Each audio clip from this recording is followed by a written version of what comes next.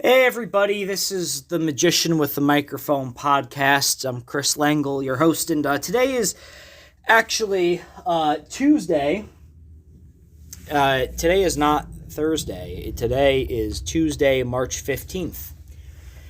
And I'm recording this podcast today, and trust me, I'll have one on Thursday. I have a guest coming in on Thursday, but I'm recording this podcast today because I want to talk a little bit about an incident that happened yesterday, and just giving my thoughts and sharing stories and stuff, or at least a story, not stories, but a story. So anyone who knows this podcast and listens to me knows that I am an avid wrestling fan, and there are certain guys that I have followed my entire life, or that I have paid very close attention to, that have been in my top 5 list for as long as I can remember. In my top 5 list was really developed about 10-15 years ago. But it really hasn't changed too much. And one of the guys on that top 10 list who has always been within the top 10 list was Scott Hall, Razor Ramon, however you remember him, but he was always on my list of top 5 favorite wrestlers, below CM Punk, below Randy Orton, below Chris Jericho. I would say that he was probably number 4 favorites of all time. And yesterday, I woke up and I was scrolling on Instagram, and I saw this thing that Kevin Nash posted, saying that Scott Hall had multiple heart attacks after his hip replacement surgery, which I guess was a success.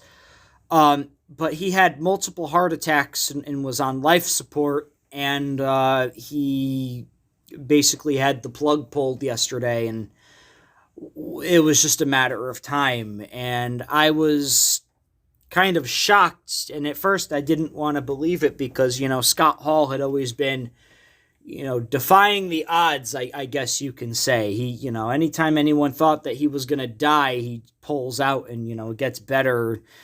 Whenever he relapsed, he ended up getting himself fixed. And, recently he was a part of the DDP yoga program that DDP has, and got himself healthy enough to where he earned a spot in the WWE Hall of Fame, and yesterday he passed away.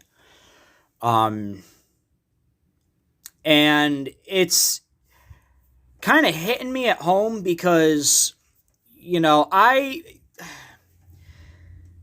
out of all of my favorite wrestlers, out of all of the wrestlers that I have looked up to and that I have emulated in the past, or have been inspired by, with my with my on stage persona, my character on stage, which is basically a little bit more of a vibrant version of me. But I've also taken a lot of inspiration from pro wrestling because, I was at one point in the pro wrestling industry. I'm not going to say industry. I was a manager for a very small fed here in Connecticut.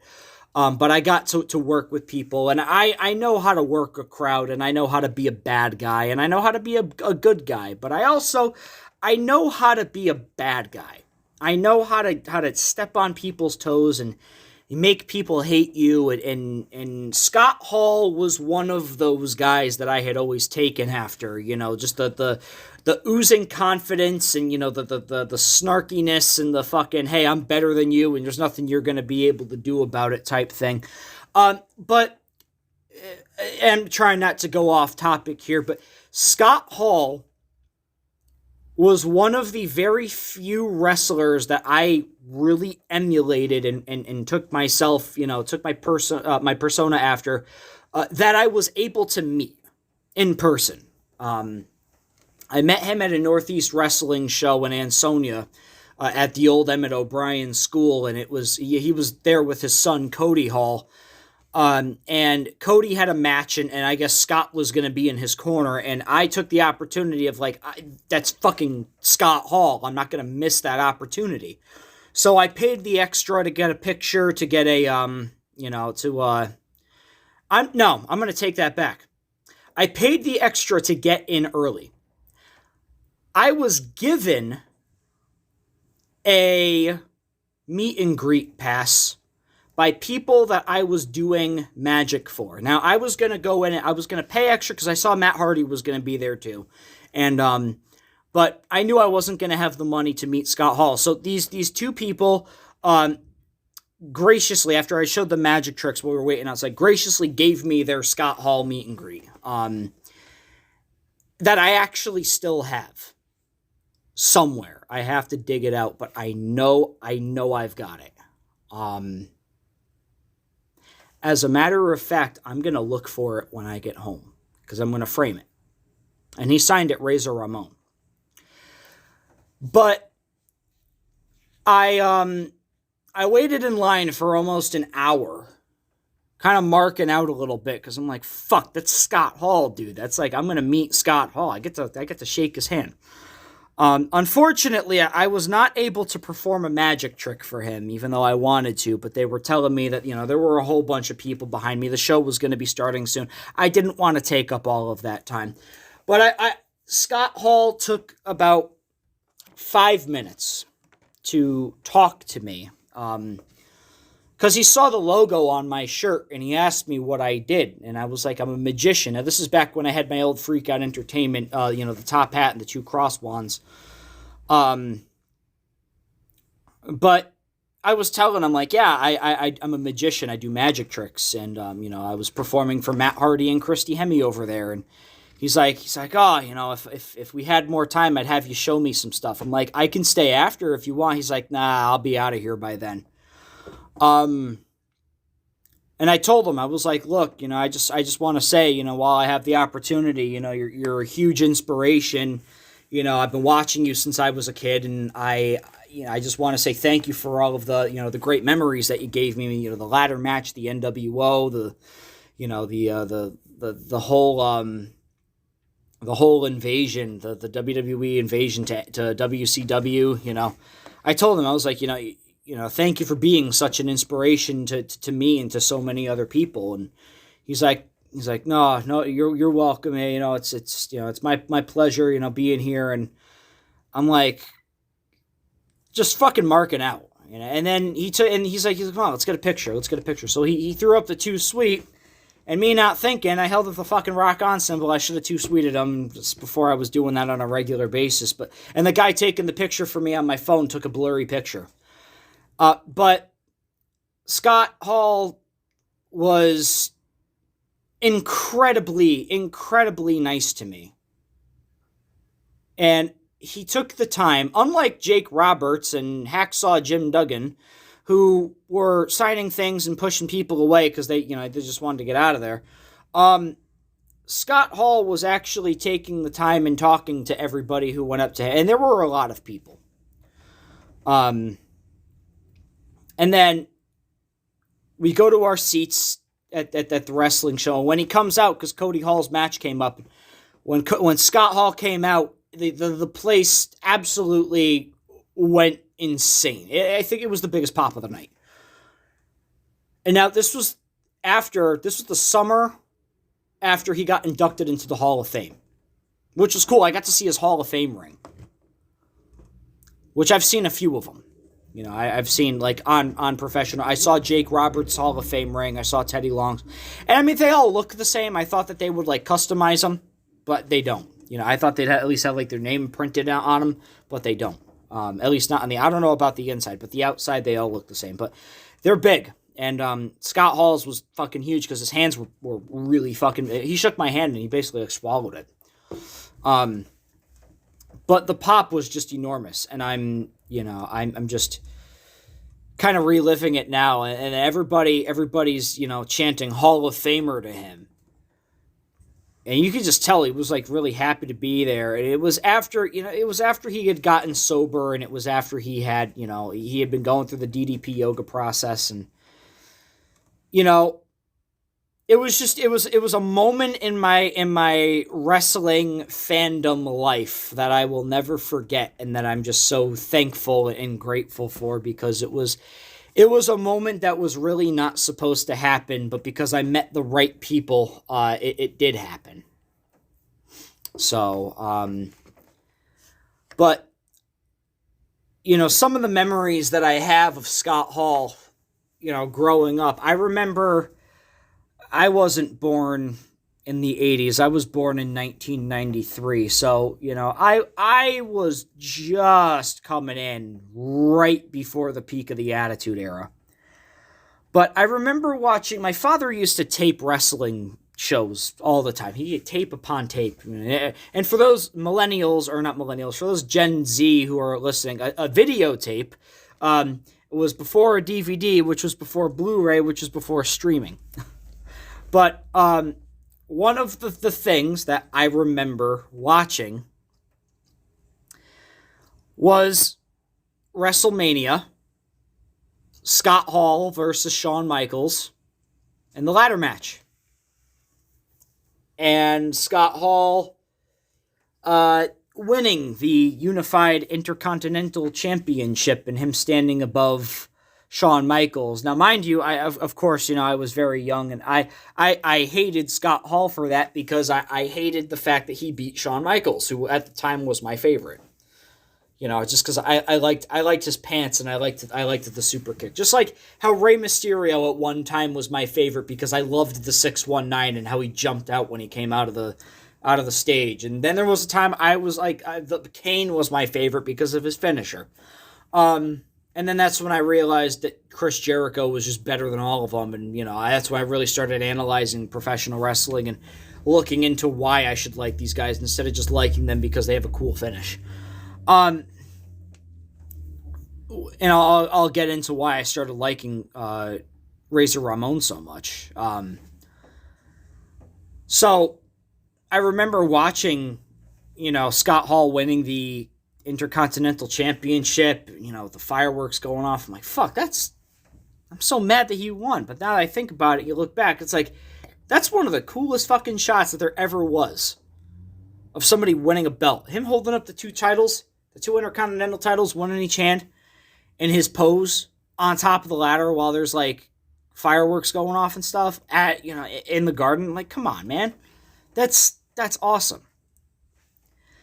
And then I remember him in the WCW days. I remember I would buy WCW magazines and Pro Wrestling Illustrated, and there'd be the NWO on the cover of all of these magazines, and Scott Hall's there, and I remembered him as Razor Ramon, and I'm like, wait a minute, that's Razor Ramon. I didn't put two and two together at first that Scott Hall was Razor Ramon, because I wasn't smart to the business yet.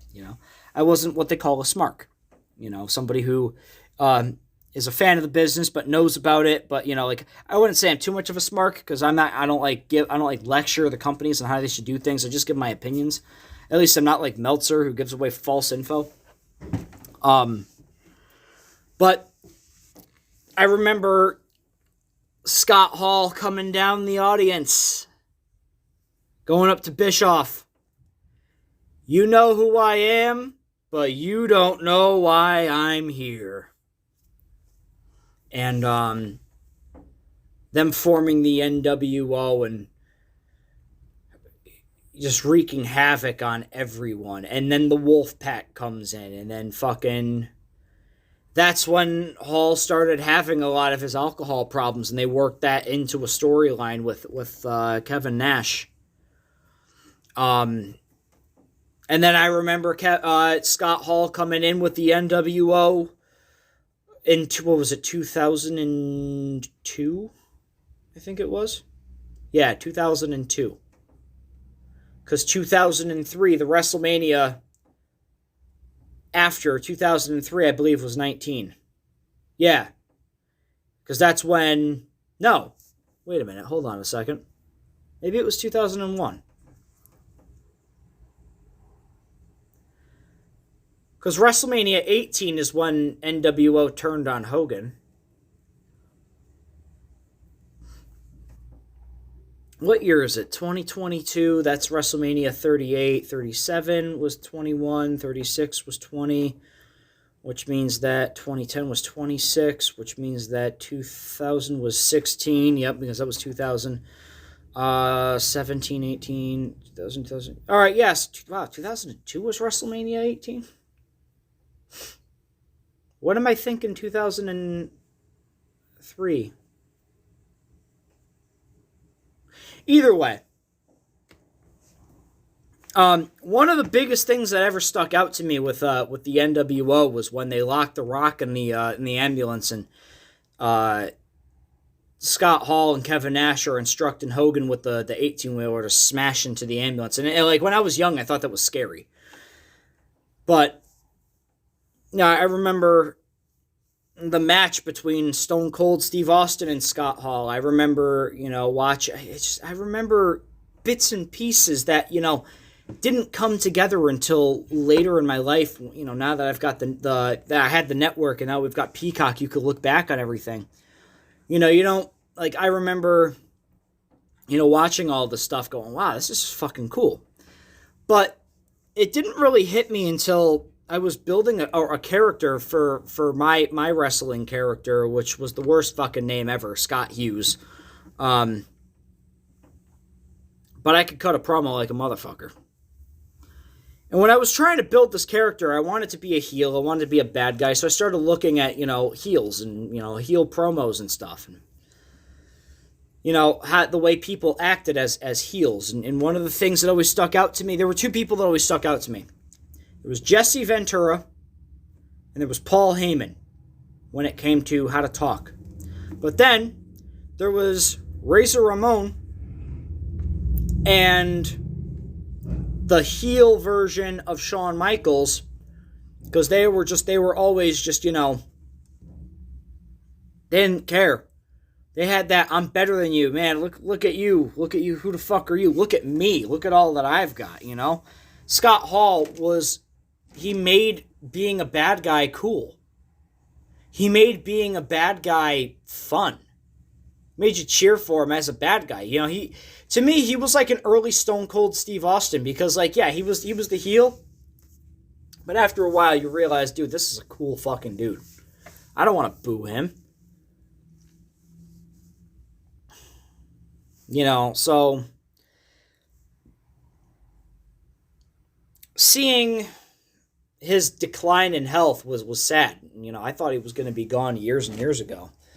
Because if you ever watch the resurrection of Jake Roberts, what they should have done was a double documentary. They should have recorded Scott Hall's life too. And I feel like there should have been more attention paid to him. Because, I'm not going to say that Scott Hall was the Marty Jannetty of the NWO, but he didn't get the recognition he deserved. All right, he had nobody ever kicked out of the Razor's Edge when he did it. Nobody ever. There wasn't a single case where anybody ever kicked out of the Razor's Edge. But like, I feel like he should have gotten the recognition that he deserved, and I feel like he should have been put up higher on a pedestal, regardless of his demons and stuff. That it was all documented. It was public information. Yeah, he was struggling, but you know what? He got clean. He relapsed a couple of times, and he did have incidents where he was drunk at live shows. But after DDP took him in, that was a whole different thing. It was like, he got better, and then he gets inducted into the Hall of Fame, and people went insane for him. They still loved him, and they still loved him when he came back for all the Raw reunions, and especially for the 25th anniversary. The people went insane when he came out at Manhattan Center and got on the microphone and went, "Hey, yo." People just went insane. So. But there's one thing that Scott Hall said, and that it's been ringing out like crazy for the last day or two. And I'm going to end it with this. Because now that, when I first heard it, I was like, wow, that's powerful. But when I thought about it over time, I was like, wow, that's really powerful. He said, hard work pays off. Dreams do come true. Bad times don't last, but bad guys do. And that stuck, and it still sticks, and it will stick for a very long time. And I think it's just really tough to think that one of my favorites ever is now gone. And I mean, I know, eventually I'm gonna have to deal with that as life goes on. Eventually you lose people, and it just sucks. He was 63 years old, and I feel like he could have had another 10, 20 years with us. But while he was here, while he was him, that's the gift that he gave us was him. Scott Hall, Razor Ramon, the bad guy. He made it cool to be a bad guy. Um, and with all that being said, I just want to uh, say we're Scott Hall. We're all gonna miss you. The wrestling world's not gonna be the same without you. And thank you for being so nice to me. Thank you for taking the time to talk to me, and thank you the little interaction that we had. That's what I'm talking about. But thank you for being such a sweet guy. And just how sweet was he? Scott Hall was just too sweet. Rest in peace, Scott Hall. We'll miss you. And we love you. Thanks for everything.